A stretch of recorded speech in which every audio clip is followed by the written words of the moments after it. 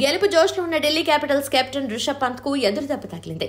IPL నిర్వాహకులు తనకి 12 లక్షల జరిమానా విధించారు. చెన్నై సూపర్ కింగ్స్ తో మ్యాచ్ లో క్యాపిటల్స్ నిర్ణీత సమయంలో ఓవర్ల కోటా పూర్తి చేయనందున ఈ మేరకు భారీగా ఫైన్ వేశారు. విశాఖలో సీఎస్కేతో జరిగిన మ్యాచ్ లో క్యాపిటల్స్ ఘన విజయం సాధించిన విషయం తెలిసిందే. టాస్ గెలిచి తొలుత బ్యాటింగ్ కు దిగిన పంత్ సేన 191 పరుగులు చేసింది. ఓపెనర్లు పృథ్వీ షా 43, డేవిడ్ వార్నర్ 52 మెరుపులకు తోడు చివర్లో పంత్ కెప్టెన్ ఇన్నింగ్స్ తో ఆకట్టుకున్నారు. దాదాపు 15 నెలల విరామం తర్వాత తొలి అర్ధశతకం నమోదు చేశారు. 32 బంతుల్లో 51 పరుగులు చేసి పంత్ ఇస్ బ్యాక్ అనిపించారు. అనంతరం లక్ష్య ఛేదనకు దిగిన చెన్నై జట్టును ఢిల్లీ క్యాపిటల్స్ 171 పరుగులకే పరిమితం చేసింది. 20 పరుగుల తేడాతో గెలుపొంది తాజా సీజన్లో తొలి విజయం అందుకుంది.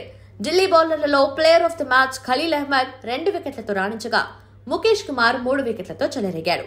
అక్షర్ పటేల్ సైతం 1 వికెట్ దక్కించుకున్నాడు. అయితే స్లో ఓవర్ రేట్ కారణంగా ఢిల్లీ సారథి పంత్ కు ఫైన్ పడింది.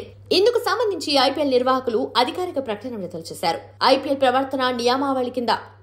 ప్రవర్తన నియమావళి ప్రకారం ఢిల్లీ క్యాపిటల్స్ చేసిన తొలి తప్పిదం కాబట్టి 12 లక్షల జరిమానాతో సరిపెట్టారు. ఇదే కనుక మరోసారి పునరావృతమైతే కెప్టెన్ కు 24 లక్షల ఫైన్ వేస్తారు. అంతేకాదు జట్టులోని ఆటగాళ్ల మ్యాచ్ ఫీజులోనూ 6 లక్షల మేర కోత విధిస్తారు.